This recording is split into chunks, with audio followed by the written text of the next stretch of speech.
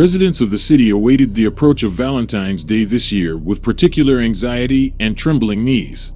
For 5 years in a row, brutal murders of young people have been committed in the city. Shortly before their death, they received a black valentine in the form of a paper heart.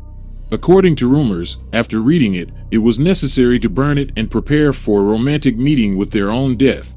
Some thought it was just a typical youth horror story, while others thought that another elusive serial killer, nicknamed Bloody Valentine, had appeared in the city. The distinguishing feature of these murders was that all the victims were young men aged between 20 and 25 years old. Before their death, all the murdered had to endure terrible torment, as a result of which their bodies were disfigured beyond recognition. In all cases, the boys' hearts were removed and were never found. The internal organs were always laid out separately, as if to humiliate the deceased once again. As written in the newspapers, the killer opened the chest with the skill of a surgeon and pathologist, which inevitably led to the thought about the involvement of representatives of these specialized professions in the murders. Police checks, raids followed each other in a kaleidoscope of investigative actions, but there was still little use. Igor was always interested in mysticism and read books about elusive maniacs, whose horrible deeds made it into the world archives of criminal history. Of course, the boy couldn't ignore the case with the Black Valentines, which for 5 years now have been received by the chosen unfortunate ones who subsequently died a terrible and torturous death. Igor was studying in his 3rd year when this mysterious maniac chose his victims. But he couldn't just randomly pick and send a Black Valentine to the first person he came across, could he? And in general, what was so special about it? Why did all the boys invariably burn it after reading? The boy was puzzled because for the past 5 years, one boy has invariably died on Valentine's Day, so February 14th was not supposed to be an exception. Unlike the city's residents, Igor didn't feel much anxiety about this. Mostly, this was due to the fact that he was extremely shy in communicating with girls and could definitely not count on receiving a Black Valentine this year. And in general, how does the killer know about my existence? No, that's impossible, Igor thought while going to bed. Valentine's Day was supposed to happen tomorrow, and the boy knew that nothing would happen to him on this date. The next morning, Igor got up earlier than usual. This was not because he was waiting for any manifestations of activity from the female half. The boy simply had nightmares all night in which hearts ripped out of chests were floating in rivers of blood, and the screams of the murdered victims sounded in his head like a hellish posthumous chorus. Waking up in a cold sweat, Igor jumped up in bed and looked at the clock on the bedside table out of misery. Despite the fact that it showed 6 in the morning, it was still a bit dark outside. Lying in bed, Igor thought about who would receive this very Black Valentine today and whether there would be one at all. The boy was distracted from his sad thoughts by the scratching outside the window. At first, Igor thought that it was just tree branches scratching the glass with their wooden claws under the influence of the wind. But then, listening more attentively, Igor realized that it was an animal or bird. The scratching on the glass was so annoying that Igor didn't endure it. He got out of bed, walked to the window, and yawned sleepily. He slightly opened the curtain and saw what made his heart instantly sink. On the other side of the window glass was a valentine of a color that terrified the boy. My God, it's the same Black Valentine as a death note. How did it get here? Igor whispered, carefully opening the window. His hands were still trembling, and sweat appeared on his forehead. Igor carefully removed the valentine from the window. He realized that it was simply held by droplets of moisture emitted by the glass as a result of the temperature difference. As black as a sinner's soul, if it had been there a little longer, it would certainly have slipped down and remained lying on the windowsill like a death mark. Realizing that the killer had intentionally scratched the glass to attract his attention, Igor shuddered and quickly closed the window. The black heart-shaped valentine felt unpleasant to the touch and was made of a material of unknown origin. Besides, its characteristic color was not given by a dark structure, but by a black dye. Holding the roughly made heart, Igor saw that his fingers were smeared with a dark substance. Ugh, it's gross, the boy grimaced and carelessly opened the valentine. Inside, in small, neat handwriting, the following phrase was written: "Be at the city cemetery, alley 34, burial number 217, today at 2000 hours. If you are late even by a minute, your parents will die. Burn after reading." Happy Valentine's Day. Igor read the written words again and felt a spark of fear begin to form somewhere deep inside his soul. But for it to flare up into a blazing fire of panic, he lacked only the realization of what had just happened to him. My God, how did he know about me? How did he find me? Where did he get my address? An anxious thought raced through the boy's mind. Remembering everything written in the Valentine, Igor decided to do as it advised him. He decided on the spot to condemn the hated Black Heart to death over the flame of a lighter. In Igor's mind, the thought that messing with this madman could in fact ambush his mother after work or knife his father during a night shift was persistent. He just needs to tell Kolya. Or maybe even go together with him. It's not so scary then, Igor thought, trying to cope with his excitement.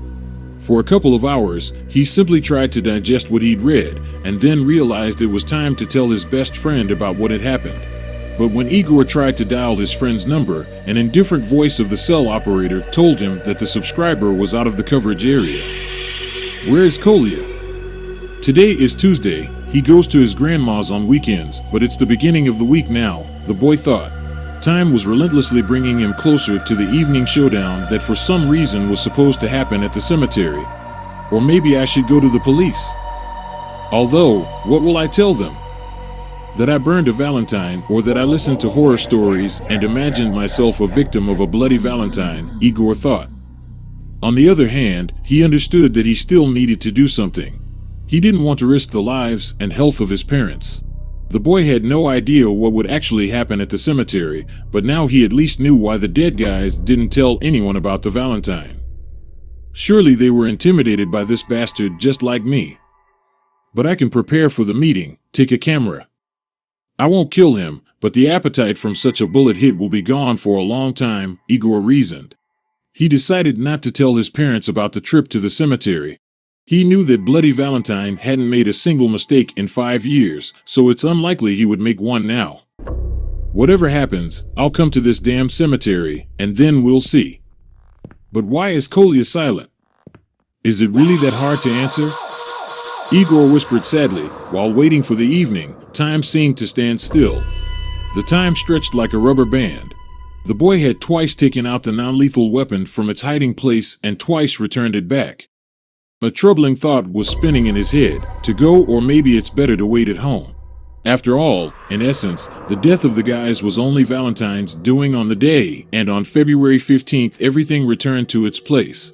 The risk was great, but Igor still decided to go with the non-lethal weapon and a knife in his pocket.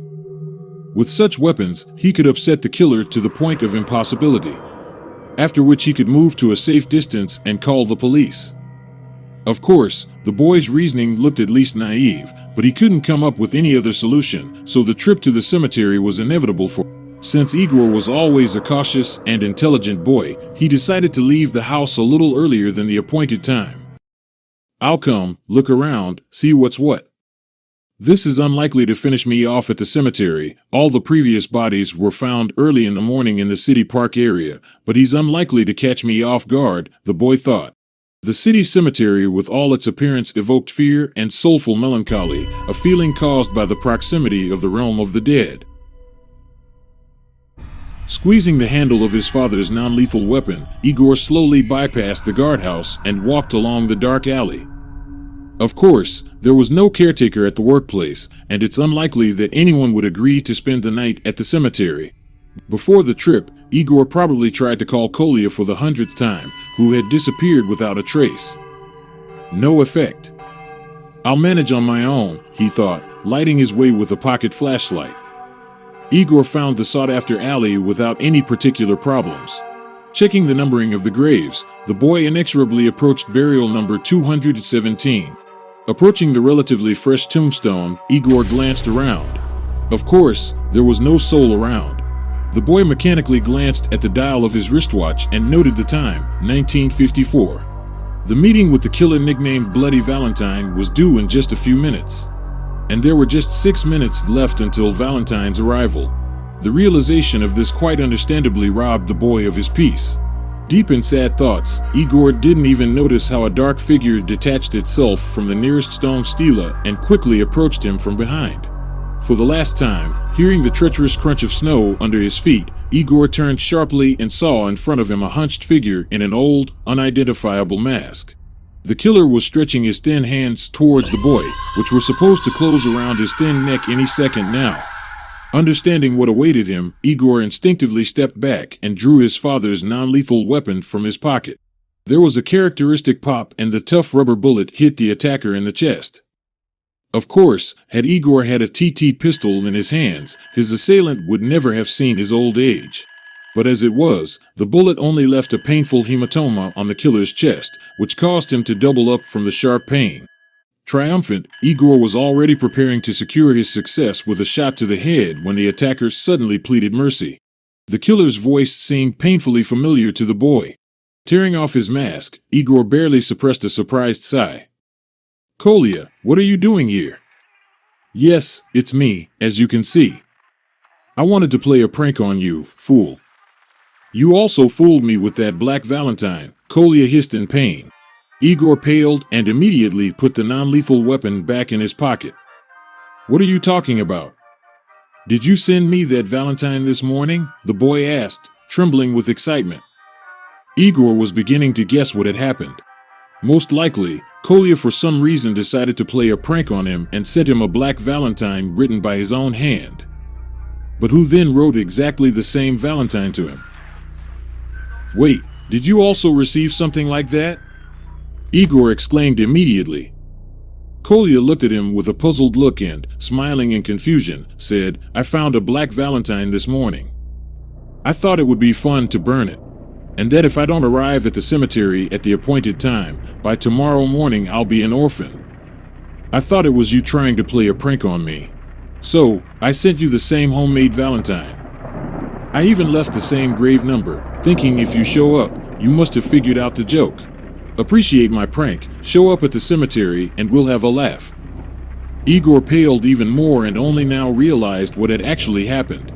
Apparently, Kolya had received a real threat, but thinking it was a prank, he sent the exact same message to his best friend, that is, to him, Igor.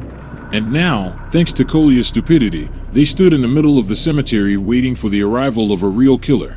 Igor had time to think about this as heavy steps were heard behind them. In the grand scheme of things, it was just the crunch of ice under the heel of someone's heavy boots, but it was enough for the boy. Turning around, Igor felt the hiss of something heavy that, upon contact with Kolya's flesh, made him scream out in unbearable pain. He didn't have time to pull out his non-lethal weapon, let alone to run away. Glancing at Kolya, the boy immediately saw a huge axe embedded in his right leg. The throw was so strong that it practically deprived the boy of the ability to move. Blood spurted from the open wound, causing Kolya unimaginable suffering. Igor tried to gather his strength and dart in the other direction, but the killer was not asleep. Almost immediately, he knocked him down with a blow from a massive club that he had previously carried at his side. The boy's consciousness fogged and, teetering on the brink of fainting, he fell as if mowed down. The killer grunted in satisfaction and, approaching burial number 21-7, looked at the profile engraved on the stone. Then, the brute closed his eyes and allowed his thoughts to drift away.